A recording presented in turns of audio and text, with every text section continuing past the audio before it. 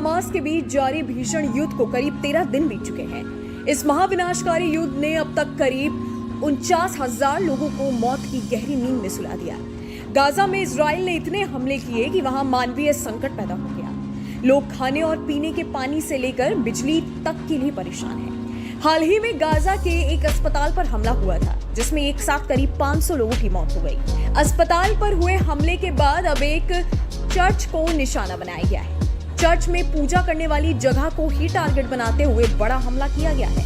ये हमला भी गाजा के ही एक चर्च में हुआ है, जिसके बाद मंत्रालय ने बताया कि हमले में ग्रीक ऑर्थोडॉक्स चर्च में बड़ी संख्या में लोग मारे गए हैं और सैकड़ों लोग घायल हो गए हैं। हमले को देख रहे कुछ लोगों ने AFP को बताया कि ऐसा लग रहा है कि हमला पूजा स्थल के करीब एक लक्ष्य को निशाना बनाकर किया गया था, जहां फिलिस्तीनी में युद्ध छिड़ने की वजह से बड़ी संख्या में गाजा के लोग अपना घर बार छोड़कर रह रहे थे। अधिकारियों से संपर्क करने पर इजरायली सेना ने AFP को बताया कि वो कथित हमले की जांच कर रही है। हमले के बाद से ही इजराइल और हमास एक दूसरे पर आरोप लगा रहे हैं। हमास का कहना है कि ये इतना बड़ा हमला इजराइल की ओर से ही किया गया है, तो वहीं इजराइल इस आरोप को सिरे से खारिज कर रहा है। अस्पताल में हुए हमले की बात करें तो इजराइल का कहना है कि अस्पताल पर विस्फोट फिलिस्तीनी इस्लामिक जिहाद PIJ की ओर से लॉन्च किए गए एक असफल रॉकेट के गिरने की वजह से हुआ है। इसी बात पर इजराइल के प्रधानमंत्री बेंजामिन नेतन्याहू ने कहा कि